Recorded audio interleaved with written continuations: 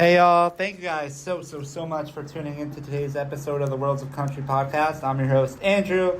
On today's episode, I'm joined by Troubadour Blue to talk all about their brand new single, Out of Love, and so much more, including their upcoming new album. This was a really fun conversation. I hope you guys enjoy this one. I know I really did. Talk to you guys on the other side. Hey, how are you guys today? Doing well. Doing Doing How great. are great. you? Thank you guys so much for taking the time for this. What have you all been up to lately? Well, we've been out on the road with the Steel Drivers, playing some shows, making music, um, staying busy, writing Yeah. songs, right, Daniel?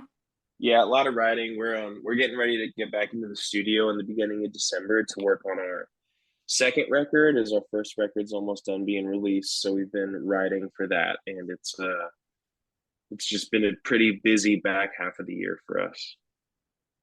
Yeah. So what is sort of the Troubadour Blue origin story here? Oh, it's a good one. Daniel, you want me to do it or you want to do it? You do it. You do it. So, Troubadour Blue was kind of an idea, I guess, 4 years ago. Daniel and I were both doing the sideman thing, and we went to our mentor, Tammy Rogers King, who was at Belmont. She was in charge of the bluegrass ensemble where we both went to school. And we were both like, hey, Tammy, we're kind of like wanting to do something that would be a little more musically fulfilling for us, just like creatively. We wanted to be in charge of the ideas. And she was like, well, Brenna, maybe you should talk to Daniel. And she said the same thing to Daniel. So Daniel and I, we were like, hey, what's up? You wanna hang out, like write a song or something? So that was like four-ish years ago, I would say. So Mhm. we started doing that, and then we were like, you know what? Let's form a band. So that's the beginning of it all, and then COVID happened, so it kind of delayed us actually releasing music, which was a bummer for a lot of people. So yeah, 4 years ago, the idea was born. We started writing songs. COVID happened. We kept writing songs, and now we're rocking and rolling and releasing music slowly but surely. So where did the name come from? That's a great question, Daniel. You go for that one. It's a mystery. We can't tell you. No. Top secret. It's Not top at all. secret. So when Well, did go no ahead. go for it. I mean, a lot of it was just kind of us storyboarding names and bouncing everything off each other. And I think at one point we talked about the Blue Troubadours because a troubadour is a traveling musician and songwriter. And I remember us in the group chat seeing the Blue Troubadours, and no one said anything when that got sent into the group. And I personally was like, that sounds like a high school team. But I was like, if you flip it, It'll that's work. weird. I don't know what it means, but I like it. And so Yeah. there we It landed. literally formed in a group chat. It was kind of like, guys, we have to have a name. Hmm. This band has to have a name. So that's where it officially came from, but also like, Troubadour is a traveling storyteller. We were like, that's our goal. And then we Hmm. also sing some blues songs, like sad songs. So that's our like official story, but. So what was the worst name idea that got tossed around? Oh gosh. I wish I had screenshots of it, honestly. I mean, it's probably there if you go back far enough. I truly don't remember. Like it was just Yeah. like no, no, no. I don't think any of them were atrocious. It was just like that doesn't feel right. Yeah. So when did each of you like individually know that music was gonna be the path forward for you guys? Who wants to go first? Eli I'll go can go first. first. Yeah, I'll go first. I so I Brent and I are obviously we're related. And we both grew up just outside of Nashville. So um music was introduced to us at a very early age through our parents put us in violin lessons when we were very young. Brenna and my older sister stuck with it and played violin all the way through, and I was like, I hate this, so I switched to guitar. pretty early on. I made a deal with my parents. I was like, if I get here, I'm switching to guitar. And then I started taking guitar lessons and played music all through high school and started writing songs. But then came to time to decide where to go to college, and I was like, I don't want to. I don't want to go to Belmont. I don't want to pursue music. Went to a school in North Carolina. Ended up pursuing music there, and finding out that I really loved it. So then that's how it was my senior year when Brenna and Daniel contacted me, and were like, hey, would you like to join? We had written together one time, and they were like, would you like to join this band? And I was like, well, I got nothing else going on. So I think I hung up the phone and was like, let me think about it. And then I didn't really have to think about it that much, and joined the band. So that's sort of my trajectory and how I decided to start pursuing music. So, Brenna, you go. Mine is similar to Eli's because we are related. So grew up in Nashville, was 3 when my parents put me in violin lessons. Let's be clear, I hated it because what 3-year-old wants to practice? But how Suzuki works is like you practice with your parents, they come to the lessons. So they were holding me accountable and making sure I practiced. There was no getting out of it. There was no getting out. I tried many ways. I was not as smart as Eli to come up with like a bargaining system of like, hey, can I try a different instrument? I didn't think that was a possibility. So when I was like 11 or 12, my parents sent me and my sister to a fiddle camp. And suddenly I was like, wait a second, this is fun because we were growing up playing classical music, which just is, let's be clear, it's a great basis. It's not as much fun as fiddle music. So I started playing fiddle and I was like, okay, wait, this is really fun. And so we started doubling up lessons, and then we introduced guitar lessons and we introduced voice lessons and piano lessons. And I was like, oh, okay, I love music. And then it came to the point in my life where my parents were like, you are going to college. And I said, okay, right. They're like, we don't care what you go for, but you are going. So we started touring schools that have music programs, and Belmont was the one that stuck out to me the most. And I'm very grateful for that. And that's where I met Daniel, and the rest is history. So it was just kind of like, I didn't know anything else but music. And then I realized that I wasn't half bad at it. And I was like, well, I think this would be a great career option. There's worse things to be doing. There are worse things. So that's how I got into it. My short version of it is I started playing the piano about the same age that they started playing the fiddle, violin, whatever. Very young, and my mom was my piano teacher, and as anyone that learned an instrument with their parent as their teacher, you will quickly learn that it's terrible. So I grew up in Southern California, in Lakewood, actually, by Long Beach, which is by Los Angeles. And in like 3rd or 4th grade, they introduced string orchestra as a program in public schools there. And so I had made a deal similar to Eli. I'd made a deal with my parents in that if I learned an instrument in the orchestra, I could quit piano. And so I played the cello in orchestra, and I did that all through high school, in string orchestra and symphony orchestra. And then halfway through 5th grade, we moved to Texas, and I was kind of having a hard time making friends. I'm the oldest. We'd moved going into middle school, and it was kind of like a crazy upheaval of my life. And around the same time, Guitar Hero had been like the big thing in the world. Yeah. And I had made some buddies, and we were just playing Guitar Hero all the time. And my dad basically was like, instead of doing something that's melting your brain, why don't you learn how to play the actual guitar? It's not as fun. And it's not, well, it has its moments. I think sometimes on stage it's just as fun, but other times Guitar Hero at home is pretty great. It's pretty fun.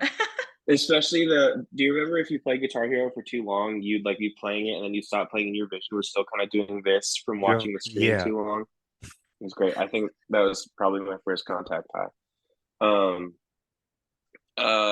And so yeah, I started playing the guitar in early middle school and started playing in rock bands, and really fell in love with that, writing songs. And then came time for college, I moved to Nashville, and yeah, as a little kid, I wanted to be a doctor, and then I found out how long I had to go to school for that. So I went from like a really high earning potential to being a songwriter. To a really low. Yeah. The opposite end of the spectrum. Just a really volatile earning potential. Oh man, you know? that's funny. Yeah. So what would y'all say has been the biggest challenge that you've faced as a band so far? Okay, great question.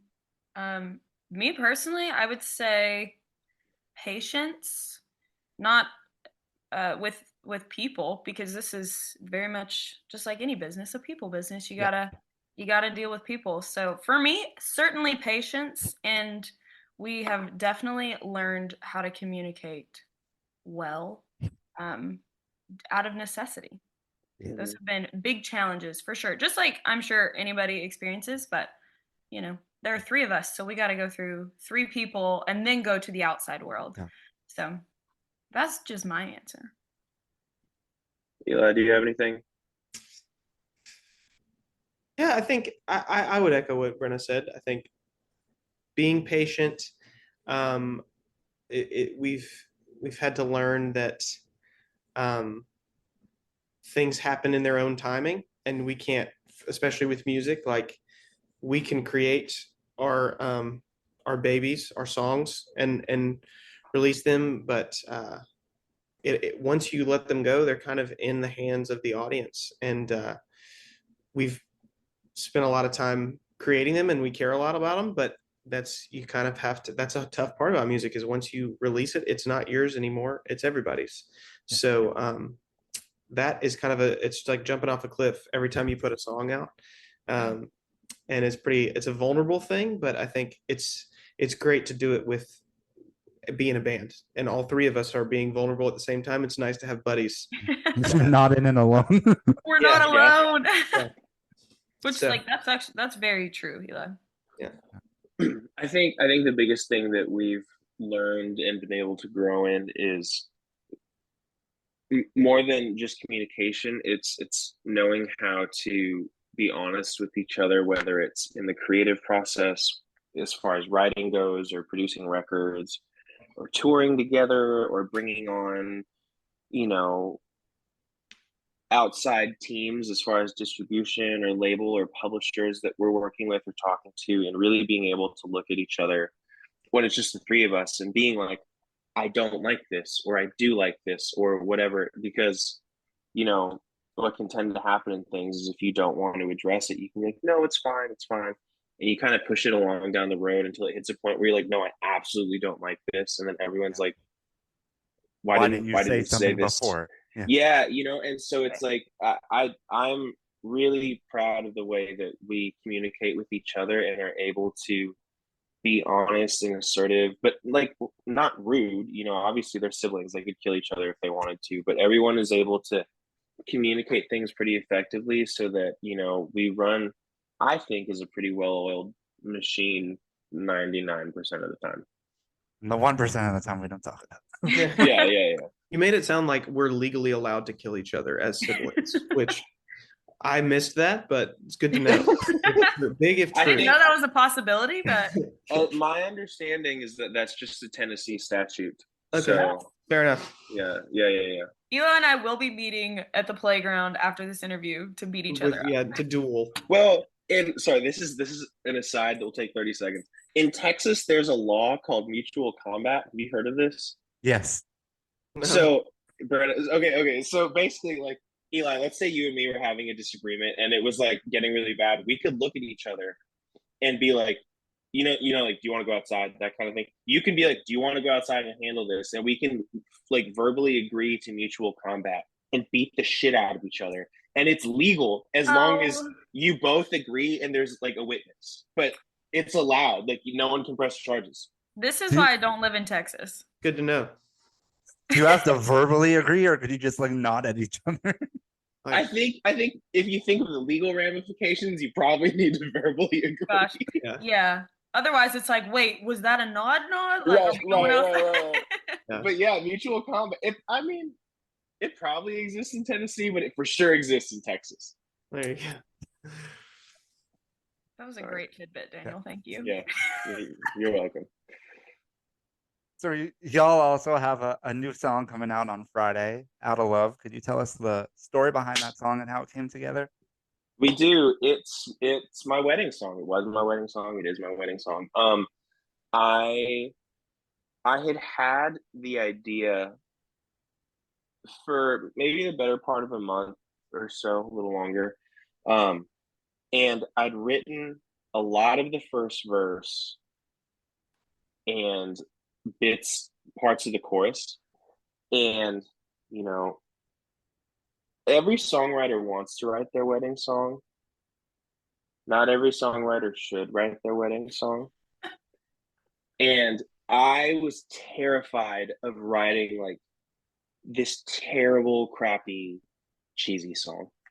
So I basically like sketched out as much as the idea as I could, and then I brought it to Brenna and then my friends Will Stone and Natasha Myers, who coincidentally were the best man and maid of honor in my wedding. And we sat together and then proceeded to take like 5 hours to write. We took a long time because it was like we can't mess Yeah. this up. Yeah. It was like to write the second verse of the bridge, like it I felt so, I think everyone did because I was kind of stressed, but I felt so much pressure to just not screw up what I felt was good. Um, but yeah, it's my wedding song, and I'm super excited that we picked it as one of the ones to put out as a single in front of the record. And yeah, Did you keep it secret from Callie before the wedding, or she heard it before? I think she heard it. I think we played it out yeah. at shows. Well, I think we played it. I I know think that she had heard it. I think I had played it at a round or something because then Oh yeah. we played it on the wedding day. Callie and I had two weddings because COVID. So the backyard wedding was the first one, and we played it on that day. And then like the week after that, we were out on the road. But I can honestly with COVID, not like a COVID brain thing, but because part of my life was deleted from my memory, I can't remember. Yeah. Nothing matters. Not that matters back then. It is fun to play it on the road because Callie is our tour manager and she keeps us all in line and then sells merchandise at the shows. So, we give her a little shout out, which people love the fact that they're like, "Oh my gosh, this is his wife. This is the girl that the song is about." People love Yeah, it. And so they it's do. it's just a fun moment in the set to be like, "Hey guys, this is Daniel's wedding song," and you hear the collective, "Oh," and then we're like, "And his wife is here with us." So it's sweet and fun, and a lot of people have come up to us and said, "Hey, can we maybe like use that for our wedding?" And we're like, "Yeah, of course." I mean, ask Daniel first, but yeah. Yeah, they can have it. Please use it. Hmm. What was the process like of putting together the songs for this record that you guys have coming out? Man, it was a long and winding ordeal, honestly, because COVID was in there, and um, when we started the band, Eli wasn't initially in it, and then probably a year into it, we were like, "Hey, you want in? We kind of want the to fill out the sound, the 3-part harmonies," and so we had to then incorporate Eli into some of the songs we had already written, and so some of them we were like, "Nope, those don't work anymore," and then we started writing with Eli. Um, so it truly it was a very interesting process, I would say. Wouldn't you agree, Daniel? Eli? Yeah, I think it's sorry, Eli, real quick. I think it's a great snapshot of us as a band learning how to write together Yeah. and as a unit and with a purpose. Obviously they're from here. I've been in Nashville for 10 years, like working as a songwriter, and so you know us learning how to work together and what we wanted to sound like and what the focus was. Like I feel like as you kind of go through the record, you see these moments like Out of Love and Hush that you're like, you can kind of see as a band we like really started clicking, and I'm really glad we captured that on our first record here. Yeah. And the song Hush that Daniel's talking about is not out, but it eventually will be. But it's how we close our shows, and it's just a classic murder song. So I don't know how we went from beautiful wedding song to murder song, but sure enough, Circle of life. we did. Circle Yeah. of life. Everybody gets there. We all get Had a lot of murder talk today. there. Yeah. Which is just kind of like par for the course with Troubadour Blue. Oh man. Eli, can you speak into it as, like the outsider coming in? Yeah, I came in and then we wrote better songs. I'm just I knew it. I knew he was going to say that. no. Oh. Gosh, that was No. great. No, it is definitely like I think some records are a snapshot of a certain period of time. This one is a snapshot of a development, which is kind of nice, I think, to have the beginnings. Like one of the songs on the record is the first song us three wrote together. It's called Shadow of a Doubt, and we wrote it before I was in the band. We just had a writing session, us three. And all the way up until I think Hush, the song that we were talking about, the murder song, is like maybe the last song that we wrote on the album.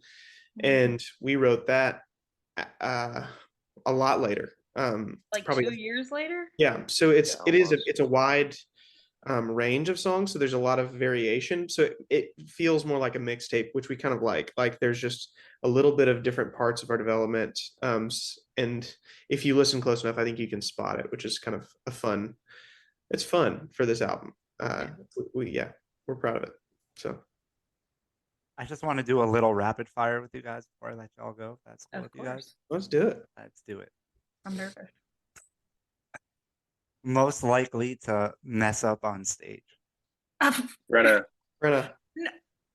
Okay, guys, come on. Like Come on. removed from the Listen, session. there was a show the other day where I think all three of us messed up, and we just kind of look at each other and laugh. So Brenna, The question is most likely, though. doubling down. She has to defend herself. She this plays is the not most. fair. Yeah. I'm glad they have so much content. Dream venue to play.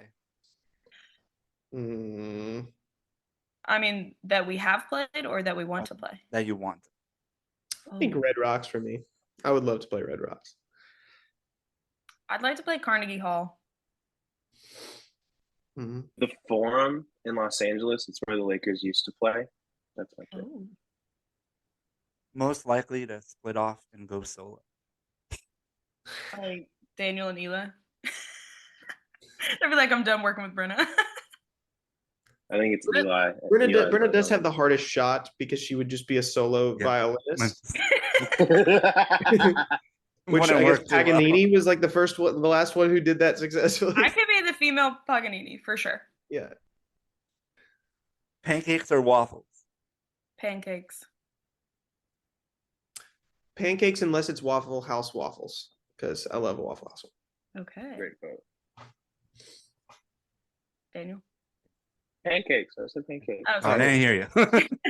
Sorry, I said it at the same time as Brenna, like literally at the same time. No, who's louder? Would you rather have 20 toes or 20 fingers? 20 fingies. Definitely. They're a lot more useful than toes. Yeah. 20 Come on. fingers could be interesting as a violin player. It could be good, it could be bad. I don't know. It'd be some crazy chords, honestly. So I'm gonna go fingers. You can make a lot of money as a street performer with 20 fingers. Yeah. I think I might go 20 toes. Think about like the stability you would have on your You body. would never fall down. You can never pick anything up. Yeah, I think 20 toes is my vote. If y'all could only listen to one song for the rest of your life, what would it be? Whoa. Okay, I've got one. Nick of Time by Bonnie Raitt. That is a great one. It's like the theme song to my life. So I could handle that being the only song that I ever listened to. Honestly, I would probably say Reminiscing by the Little River Band. That has just kind of been like this year's song for me. I don't know why. It's just fun. Daniel? I was thinking. I'm sorry, Brenna. Slow Dancing in a Burning Room, John Mayer. Solid. Mm. Well, thank you guys so much again for taking the time for this. Thank you for having us. Of Yes. course, of course. We You should have a do good this one. We'll again see you sometime. soon. Yeah. Let's Have a do good it. one, guys. Bye. Thank you so much, Andrew. Of course. Bye. Hey, all. Thank you guys so much for tuning in once again. I hope you liked what you heard. If you liked what you heard from the podcast, be sure to go check us out on social media at Worlds of Country on all platforms and subscribe to the podcast wherever you're listening. Really appreciate that. If you liked what you heard from Troubadour Blue, be sure to go check out their music wherever you listen to music. Go check them out on social media as well. Hope you guys liked what you heard. Talk to you guys next time.